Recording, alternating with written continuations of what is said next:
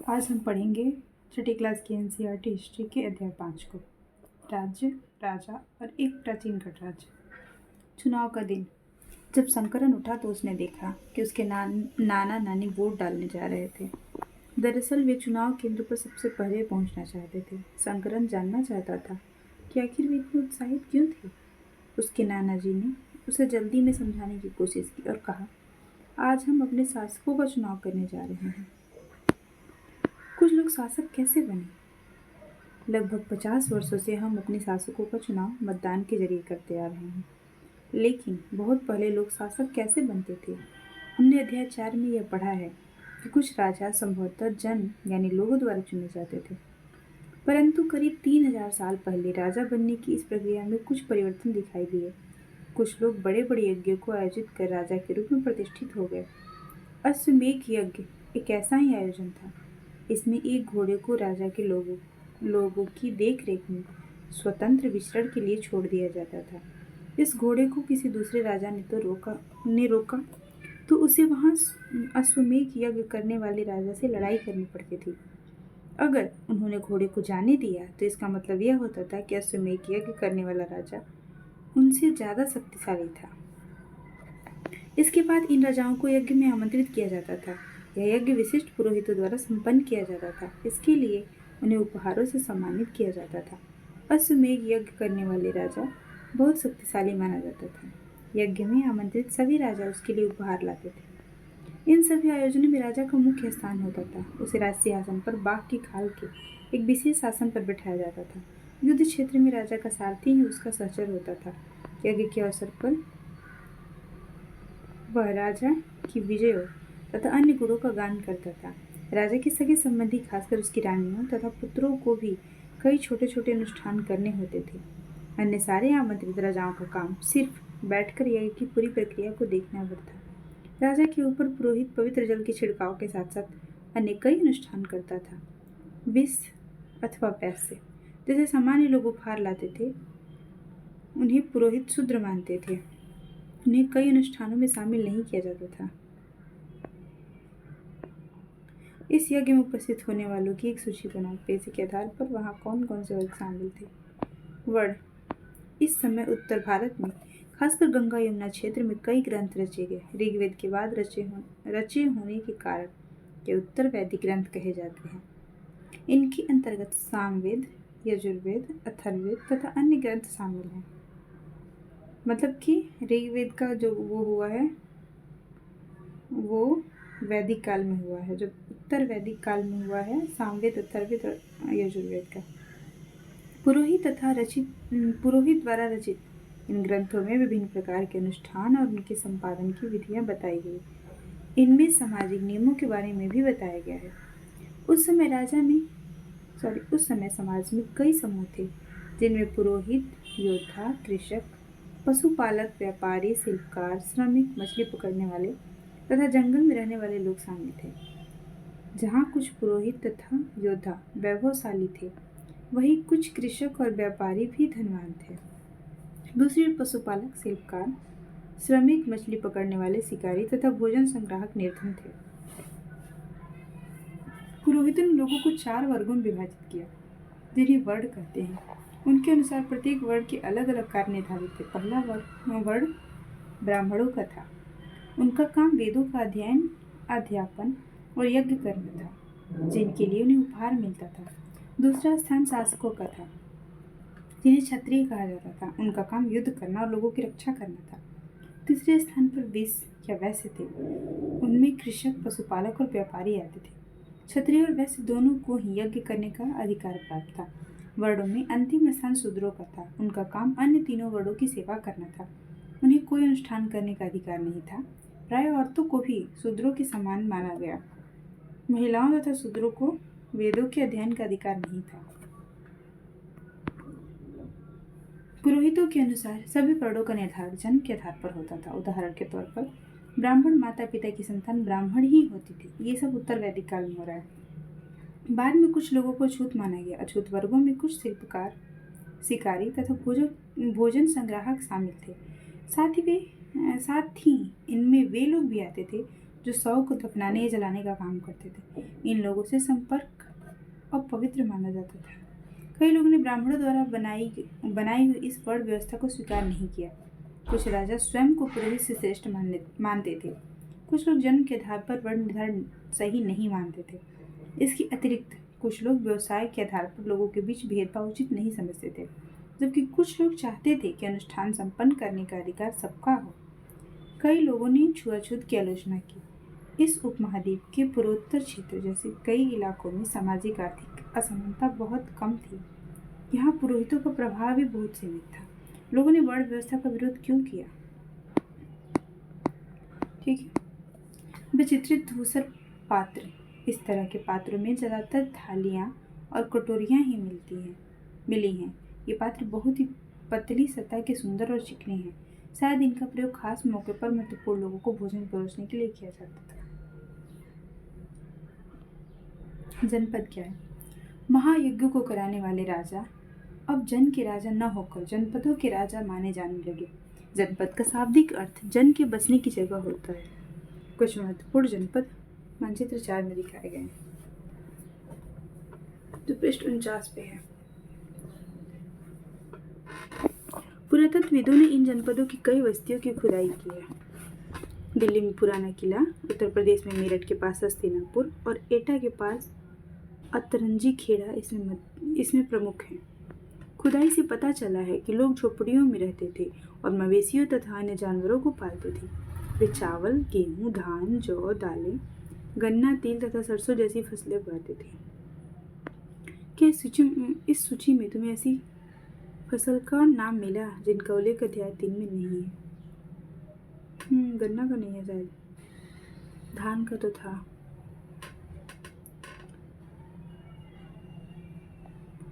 लोग मिट्टी के बर्तन भी बनाते थे। इनमें कुछ धूसर और कुछ लाल रंग के होते थे। इन पुरास्थलों में कुछ विशेष प्रकार के बर्तन मिले हैं जिन्हें चित्रित धूसर पात्र के रूप में जाना जाता है। जैसा कि इनके नाम से ही स्पष्ट है, इन बर्तनों पर चित्रकारी की गई है। ये आमतौर पर सरल रेखाओं तथा ज्यामितीय आकृति के रूप में है। महाजनपद क्या है? करीब 2500 साल पहले कुछ जनपद अधिक महत्वपूर्ण हो गए। उन्हें महाजनपद कहा जाने लगा। मानचित्र 4 में कुछ महाजनपदों को दिखाया गया है। अधिकतर महाजनपदों की एक राजधानी होती थी। कई राजधानियों में किलेबंदी की गई थी, अर्थात उनके चारों ओर लकड़ी, ईंट या पत्थर की ऊंची दीवारें बनाई गई थी। ऐसा लगता है कि लोगों ने अन्य राजाओं के आक्रमण से डरकर अपनी सुरक्षा के लिए इन किलों का निर्माण किया। कुछ राजा अपनी राजधानी के चारों ओर विशाल, ऊंची और प्रभावशाली दीवार खड़ी कर अपनी समृद्धि और शक्ति का प्रदर्शन करते थे। इस तरह से किले के अंदर रहने वाले लोगों और उस क्षेत्र पर नियंत्रण रखना भी सरल हो जाता था। इस तरह की विशाल दीवार बनाने के लिए व्यापक योजना की आवश्यकता थी और लोगों की संख्या में ईंटों तथा पत्थरों का इंतजाम करना पड़ता था। हजारों स्त्री पुरुषों तथा बच्चों ने इसके लिए अथक परिश्रम किया होगा। इनके लिए संसाधनों की आवश्यकता पड़ती होगी। अब राजा सेना रखने लगे थे। सिपाहियों को नियमित वेतन देकर पूरे साल रखा जाता था। कुछ भुगतान संभवतः आहत सिक्कों, पृष्ठ 84 पर चित्र है, के रूप में होता था। इन सिक्कों के बारे में तुम अध्याय 8 में पढ़ोगे। महाजनपदों के राजा ऋग्वेद में उल्लिखित राजाओं से किस प्रकार भिन्न थे? 2 अंतर बताना है। आप यहाँ पर ये देख लीजिए।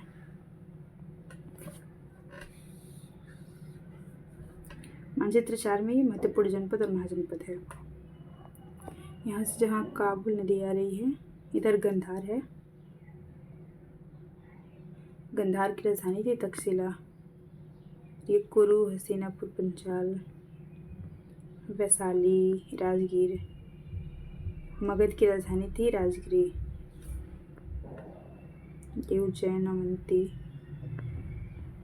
ठीक है, वज्जी, अंग, वैशाली, ये सब है ही। ये नदियों को बहुत अच्छे से दिखाया है किस नदी के पास है। जैसे ये सारा गंगा के पास ही बस मगध है, अंग है गंगा के पास। ये तक्षशिला है झेलम के पास है तक्षशिला। ये उज्जैन, अवंती नर्मदा के पास है। नर्मदा के पास नहीं, ये चंबा नदी जा रही है यहाँ से, बट ये रीजन है सिंचाई का। रेखा चित्र प्रमाण नहीं दिया गया है, ठीक है, हम पढ़ रहे थे यहाँ पे। अंतर बताने जनपद के राजा और ऐसे ये राजा सेना रखने लगे थे और फिर किलेबंदी करने लगे थे। जो जनपद के टाइम के राजा थे वो सेना भी नहीं रखते थे, किलेबंदी नहीं करते थे, वो सामान्य नागरिकों की तरह ही थे। कौशाम्बी किले की दीवार, यह चित्र आधुनिक उत्तर प्रदेश के इलाहाबाद के पास मिले ईंट की दीवार का अवशेष है। इसके एक भाग का निर्माण संभवतः 2500 साल पहले हुआ था। कितना अच्छा लग रहा है ये। ठीक है, ये है अब कर। महाजनपदों के राजा विशाल किले बनवाते थे और बड़ी सेना रखते थे, इसलिए उन्हें प्रचुर संसाधनों की आवश्यकता होती थी। इसके लिए उन्हें कर्मचारियों की भी आवश्यकता होती थी। अतः महाजनपदों के राजा लोग द्वारा समय समय पर लाए गए उपहारों पर निर्भर न रहकर अब नियमित रूप से कर वसूलने लगे। फसलों पर लगाए गए कर सबसे महत्वपूर्ण थे, क्योंकि अधिकांश लोग कृषक ही थे। प्राय उपज का 1/6 हिस्सा कर के रूप में निर्धारित किया जाता था, जिसे भाग कहा जाता था। कारीगरों के ऊपर भी कर लगाए गए, जो प्रायः श्रम के रूप में चुकाए जाते थे। जैसे एक बुनकर, लोहार या सुनार को राजा के लिए महीने में 1 दिन काम करना पड़ता था। पशुपालकों को जानवरों या उनके उत्पाद के रूप में कर देना पड़ता था। व्यापारियों को सामान खरीदने बेचने पर भी कर देना पड़ता था। आखेटकों तथा संग्राहकों को जंगल से प्राप्त वस्तुएं देनी होती थी। आखेटक और संग्राहक जो वही जो लकड़ी देंगे। कृषि में परिवर्तन। इस युग में कृषि के क्षेत्र में 2 बड़े परिवर्तन आए। हल के फाल अब लोहे के बनने लगे। अब कठोर जमीन को लकड़ी के फाल की तुलना में लोहे के फाल से आसानी से जोता जा सकता था। इससे फसलों की उपज बढ़ गई। दूसरे लोगों ने धान के खेतों का रोपण शुरू किया, अर्थात खेतों में बीज छिड़ककर धान उपजाने के बजाय धान के पौधे तैयार कर उनका रोपण शुरू किया गया। अब पहले की तुलना में बहुत ज़्यादा पौधे जीवित रह जाते थे, इसलिए पैदावार भी ज़्यादा होने लगी। इसमें कमर तोड़ परिश्रम लगता था।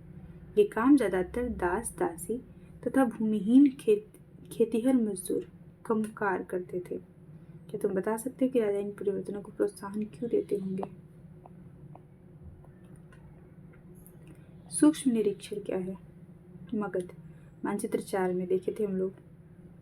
मगध ढूंढो। लगभग 200 सालों के भीतर मगध सबसे महत्वपूर्ण जनपद बन गया। गंगा और सोन जैसी नदियां मगध से होकर बहती थी। यातायात, जल वितरण और जमीन को उपजाऊ बनाने के लिए महत्वपूर्ण थी। ये जो है नदियां जो हैं यातायात के लिए, जल वितरण के लिए और जमीन को उपजाऊ बनाने के लिए। मगध का एक हिस्सा जंगलों से भरा था। इन जंगलों में रहने वाले हाथियों को पकड़कर और उन्हें प्रशिक्षित कर सेना के काम में लगाया जाता था। यही नहीं, जंगलों से घर, गाड़ियाँ तथा रथ बनाने के लिए लकड़ी मिलती थी। इसके अलावा इस क्षेत्र में लौह अयस्क की खदानें हैं। मजबूत औजार और हथियार बनाने के लिए ये बहुत उपयोगी थे। मगध में 2 बहुत ही शक्तिशाली शासक बिंबिसार तथा अजातशत्रु हुए। अन्य जनपदों को जीतने के लिए ये हर संभव साधन अपनाते थे। महापद्मनंद एक महत्वपूर्ण शासक थे। उन्होंने अपने नियंत्रण का क्षेत्र इस उपमहाद्वीप के उत्तर पश्चिमी भाग तक फैला लिया था। बिहार में राजगिरी, जो आधुनिक राजगीर है, कई सालों तक मगध की राजधानी बनी रही। बाद में पाटलिपुत्र यानी आज का पटना को राजधानी बनाया गया। 2300 साल से भी पहले की बात है।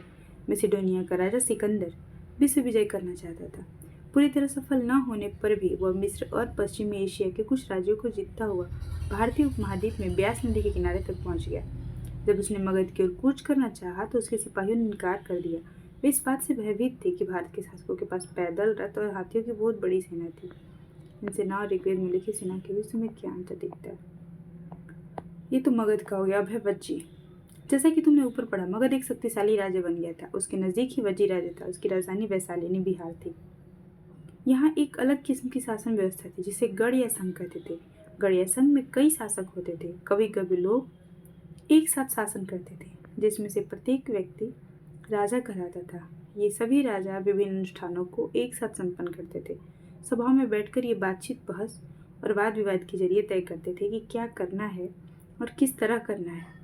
शत्रुओं के आक्रमण से निपटने के लिए वे मिलकर चर्चाएं करते थे। स्त्रियां, दास तथा कामगार इन सभाओं में हिस्सा नहीं ले सकते थे। बुद्ध तथा महावीर, इनके बारे में हम अध्याय 6 में पढ़ेंगे। दोनों ही गढ़ या संघ से संबंधित थे। बौद्ध साहित्य में संघ के जीवन का बहुत ही सजीव वर्णन मिलता है।